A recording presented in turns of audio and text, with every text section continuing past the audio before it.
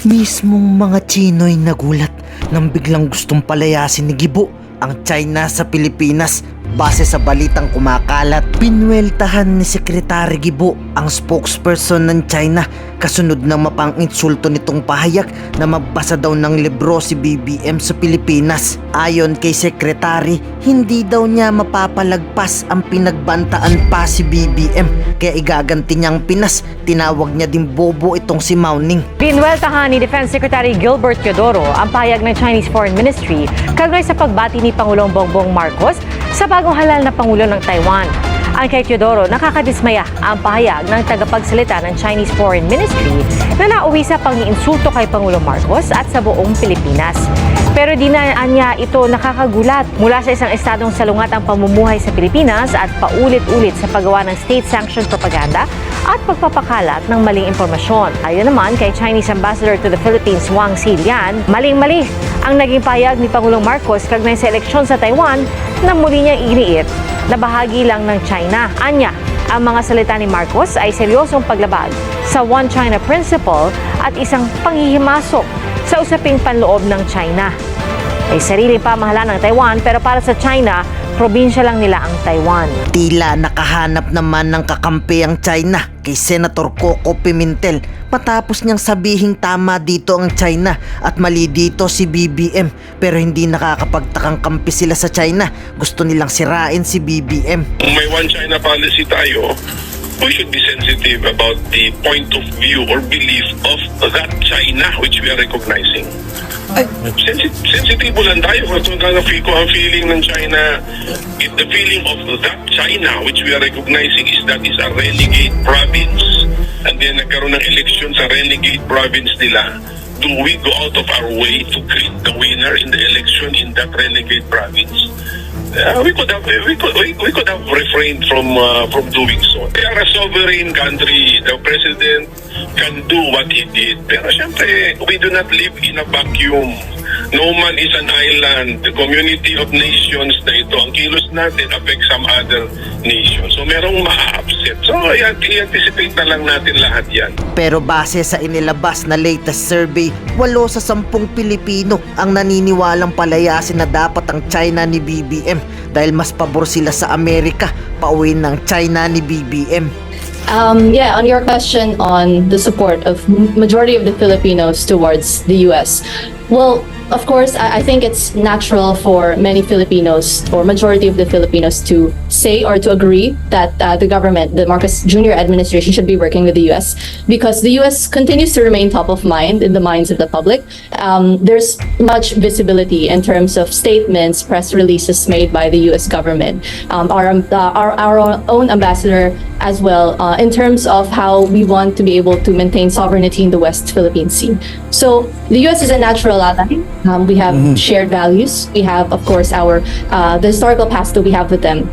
But at the same time, I want to emphasize that more than anything, this doesn't mean that it is only the US that should remain our partner, but it also is a challenge. You know, these survey results are telling that other nations can also partner with us in this endeavor. Yeah, and the numbers also reveal that we want to partner with the Australians. And in that survey, they came in at 43%, and then in third was Japan with 42%. So it looks like it's a coalition of support from Western nations. Yes, exactly. It's also interesting that you bring that up, right? One interesting thing why Australia is, ahead of Japan, and first of all, the numbers are quite telling as well of how Filipinos are starting to see like-minded nations, upholding this sovereignty. And an interesting thing is that 40% of Filipinos see Australia, 40%, 43% see Australia and Japan. But one thing I want to emphasize as well is that we see Australia leading in this instance by a small margin from Japan because of, also as I mentioned, the visibility to the public. Last September, we saw the signing of the strategic partnership between the Philippines and Australia, and there's so much support in terms of it's in terms of defense and security. Yeah. One thing also I want to emphasize, and this is really interesting as well, that Japan is also seen more as an economic partner. We have a strat-based survey also conducted last June where Japan is actually number 2 in terms of being seen as an economic partner, only second to the US, Right. of course, and Australia comes third. All right. So even, we see the even though numbers quite healthy. even though the Chinese are the second largest economy in the world, Japan is a major partner of the Philippines. Also, another interesting data here is 52% of our kababayan Chinese want to strengthen our military presence in the West Philippine Sea by repairing the BRP Sierra Madre and conducting regular resupply missions and ensuring control of Ayungin Shoal. Is this an indication that Filipinos are not scared with China's bullying tactics? Yeah, actually, it's a good observation to have. And one thing also that we want to point out in this instance of seeing that 52% is, you can look at this number in two ways, Rico. So the first, of course, is we see that 52% is half of the population, half of the Filipino population is aware of the issues concerning the West Philippine Sea, including specifics like the BRP Sierra Madre, the resupply missions. We have, of course, the Ayungin Shoal.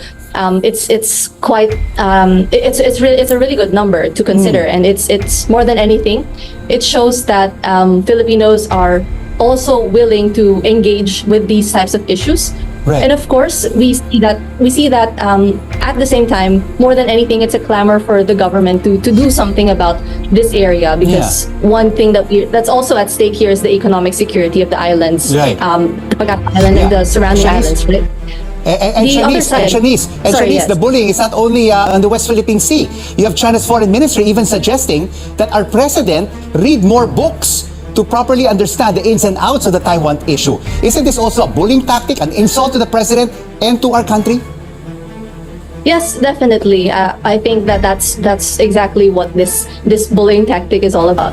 One thing that I want to also point out here, while we were talking about the number that has been seen, like half of the population is aware, but half of the population in this instance, in looking at it from a, I guess, less optimistic perspective, is that half of the population is also unaware of these issues, and it's a challenge to like-minded people and like-minded partners in the government, like us here in the Strat-based Institute, and Yes. for other people in the academe to make people more aware of these issues and to make them stand up.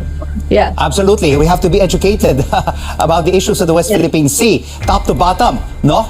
Inside out. Definitely. I would like to shift to another topic, which is charter change. What does the Strat-based Institute think about changing the Constitution? Do the economic provisions really need changes? Will it really prop up the economy, improve economic fundamentals, and create more jobs for Filipinos if we open up the charter for change?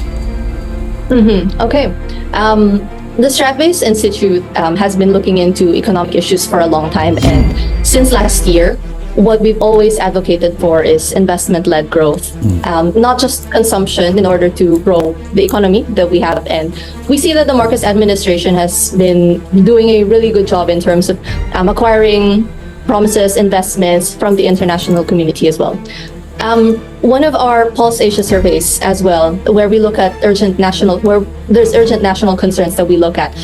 Most of these urgent national concerns focus on improving inflation. The concerns of the people are in terms of really improving inflation, creating more quality jobs, and at the same time, better wages as well for everyone. Yeah, Shanice, Yes. I'd like to jump in here. You mentioned about pledges and investments in the tens of billions of dollars in the more than 15 international trips of President Marcos. But I'm sure these investors who have been making pledges and investments are not saying change your constitution, change economic provisions as a reason for them to invest. Yes, exactly. So we see that there's definitely uncertainty that comes with the changing of the Constitution. And so while right now, what we are looking at is economic provisions as stated by the Senate.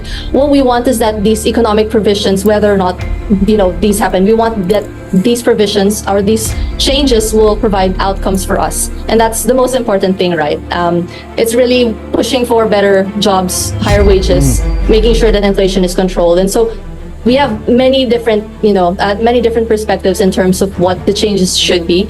And at the end of the day, what we're looking for is outcomes. And that's what's incredibly important to us. Ngayon, ikaw, bilang Pilipino, ano ang masasabi mo at reaksyon sa balitang ito? Mag-iwan ka ng komento sa ibaba at atin pong babasahin isa-isa.